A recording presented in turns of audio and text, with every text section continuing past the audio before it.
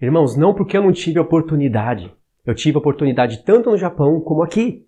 Não porque eu não tive vontade. Eu tive muita vontade no Japão. E aqui, muito mais no Brasil, nesse país corrompido. Mas Deus sabe a luta. E Deus sabe que eu quero uma esposa. Mas não é assim como eu quero e quando eu quero.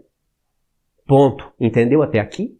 Se eu fosse uma pessoa que desse crédito à mensagem do Paulo Júnior, o que eu faria hoje? Eu teria que ficar sozinho o resto da minha vida. Porque sofri o adultério injustamente, mas o que separa o homem é só a morte. Então o homem não está livre. Eu não estou livre, segundo o Paulo Júnior. Sabe discernir espíritos? Não sabe? Eu vou ler um texto para vocês. Olha o que diz 1 João 4, verso 1. Amados, não deis crédito a qualquer espírito. Antes, provai os espíritos se procedem de Deus, porque muitos falsos profetas têm saído pelo mundo afora. Verso 1. Vamos parar aqui e depois a gente volta. Isso daqui, não importa o contexto, deve ser aplicado a qualquer circunstância. Depois eu vou mostrar o contexto para vocês. Não deis crédito a qualquer espírito. Prova ele para ver se ele vem de Deus. Como você vai provar? Pela palavra. Tudo que eu estou falando aqui, você vai na palavra. Tudo que você escuta, vai na palavra. Não seja um cristão vagabundo, idólatra, que fica idolatrando homens. Tem pessoas idolatrando esse homem. E muitos outros. Não fique idolatrando homens. Vai na palavra. E não é apenas ir verificar, realmente está escrito. João 4, verso 1. Vai estudar. Você acha que você vai ser um rei? Um rei? Ou, eu não vou falar uma rainha, né? Porque na ressurreição não há homem e mulher. Você acha que você vai ser um rei comprado com o sangue de Jesus? Com esse tipo de pensamento? Você acha que Deus vai te colocar para julgar pessoas com uma mente calvinista? Você está muito enganado. Muito. Se eu fosse seguir esse homem, eu jamais poderia ter mulher. E se eu fosse um vagabundo nas escrituras, o que eu iria fazer? Estou aguentando 4 anos aqui, sem mulher, sabe? Orando a Deus. Não isso é mortal isso. Porque eu sei que Deus me deu uma nova esperança. Eu posso encontrar uma pessoa. Mas se eu tivesse na mente que já era, eu tenho que esperar a outra pessoa morrer, e vai lá saber se ela vai morrer e quando vai morrer. Se bem que eu iria desejar que ela morresse bem rápido nesse caso, né? Eu tô ferrado já. O que eu vou fazer na minha vida? Eu sofri isso, agora eu tenho 37 anos. Sofri isso há 4 anos atrás. E mesmo assim tenho vontades. Imagine uma pessoa sofrendo isso com 25 anos. Foi traída injustamente. A outra pessoa está lá vivendo a vida dela, até casou de novo, está na igreja. Aquilo aí está mal. Agora o de cá está pior. Ou seja, está na mesma condição. Porque se aquele vai para o inferno, esse também vai. Porque essa pessoa não vai ficar sem mulher ou sem homem o resto da vida.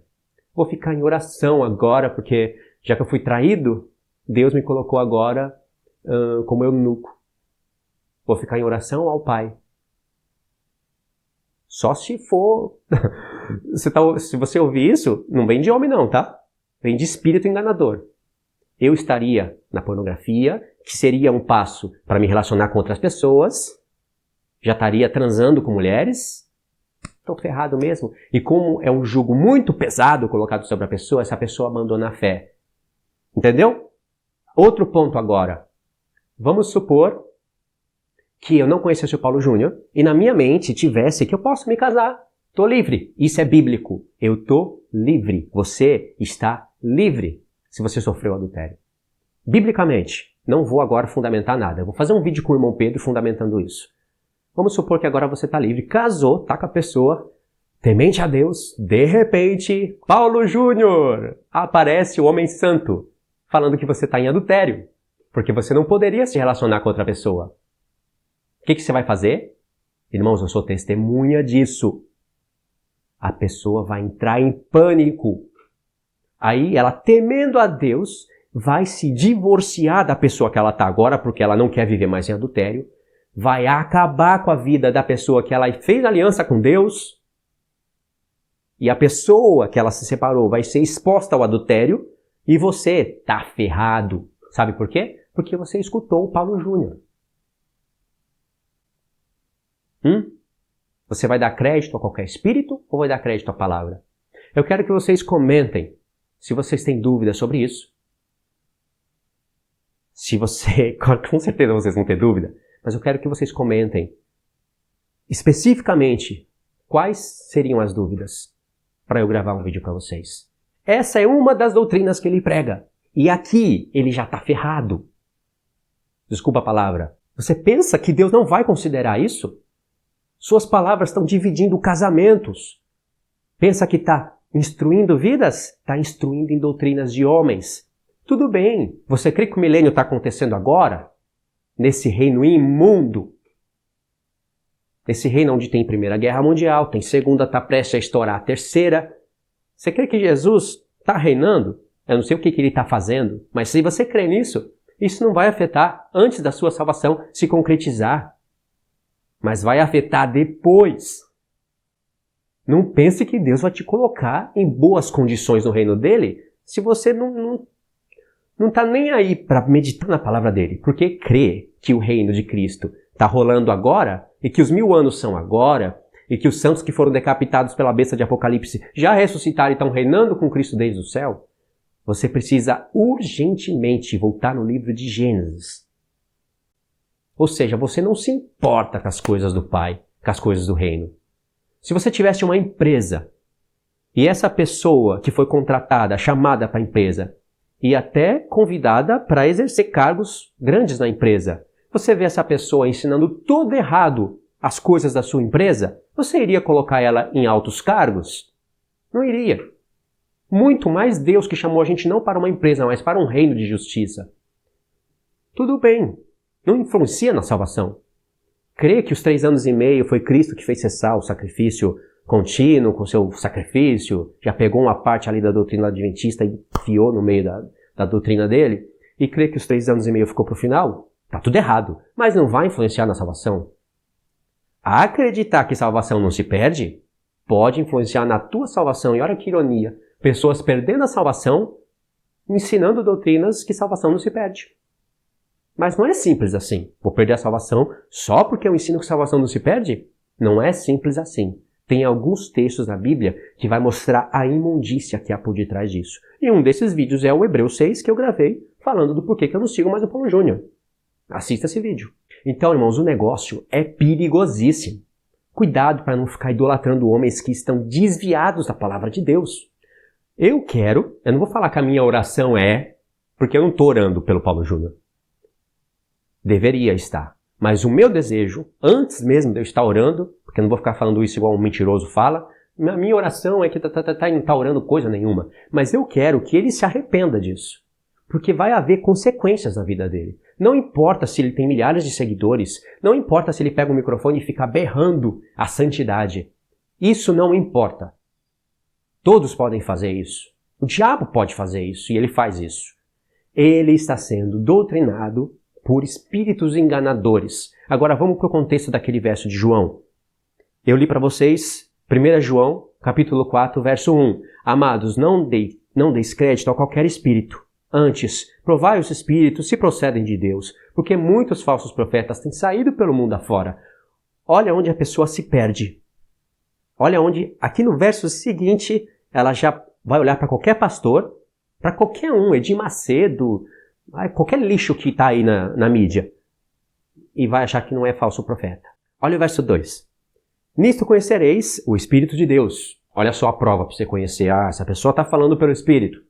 Todo que confessa que Jesus Cristo veio em carne é de Deus. E todo espírito que não confessa a Jesus não procede de Deus. Pelo contrário, este é o espírito do anticristo, a respeito do qual tendes ouvido que vem, e presentemente já está no mundo. Aí a pessoa diz, ele não está negando que Jesus veio em carne, ele confessa a Jesus, então é de Deus. Você acha que o diabo é bobo? Não, você deve estar achando que o diabo é um idiota. O contexto aqui era que pessoas estavam abandonando a Cristo, negando que Jesus veio como carne, negando até que pessoas tinham cometido pecado. E para esse contexto foi escrito isso. Mas o que está escrito no verso 1 não se restringe a somente essa ocasião. Amados, não deis crédito a qualquer espírito. Antes, provai os espíritos se procede de Deus, porque muitos falsos profetas têm saído pelo mundo afora. Se a cruz de Cristo diz que a salvação foi para todos os homens, e o restante da palavra diz que os homens que não quiserem serem salvos, e que não fizerem a sua parte, não serão salvos, e Deus, continua sendo justo, vai julgar essas pessoas com justiça. Aliás, ele vai julgar pessoas que não quiseram. Não pessoas que ele poderia querer que fossem salvas, mas não foram porque ele não quis. Tem versos até que Deus ilumina a pessoa, dá a palavra, participante do bom espírito, dos poderes do mundo vindouro, e nunca foram salvas. Nunca. Essas pessoas só receberam tudo isso, oraram para Deus, pregaram a palavra para outros que, quem sabe lá, Deus quis salvar, e depois que ele usou essa pessoa, abandona nos pecados, e que lindo é o Evangelho. Lindo porque não é com você. São espíritos imundos falando isso. Espíritos enganadores. Você acha que eu me engano com Augusto Nicodemos? Você acha que eu me engano com Hernandes Dias Lopes? Eu não me engano com isso. Você deveria acordar e pôr a mão na consciência. Esse é o Evangelho de Deus? Quem sabe agora você está sendo iluminado, participante da boa palavra, do Espírito de Deus, dos poderes do mundo vindouro, mas Deus nunca quis te salvar. Nessa ocasião você não sabe. Aquelas pessoas que receberam tudo isso em Hebreus 6 passaram longos anos da sua vida orando a Deus, agradecendo pela salvação que nunca tiveram. Essas pessoas voltaram, caíram, mas elas nunca nasceram de novo. Isso nunca jamais está escrito em Hebreus 6. Mas é o que dizem. Então Deus nunca quis salvar. Mas Deus usou. Usou para salvar outras pessoas. Por que ele não usou os salvos para salvarem os salvos? Por que ele tem que catar uma pessoa, dar tudo isso, mas nunca teve a intenção de salvar? Depois ele abandona a pessoa nos seus próprios pecados e está limpo. Ele era Deus, todo mundo era pecador. Se ele destruísse tudo, todo mundo, ele seria justo. E essa pessoa pode ser você. Quem sabe você não faz uma oração assim, hoje na sua casa? Pai, o Senhor é justo em tudo.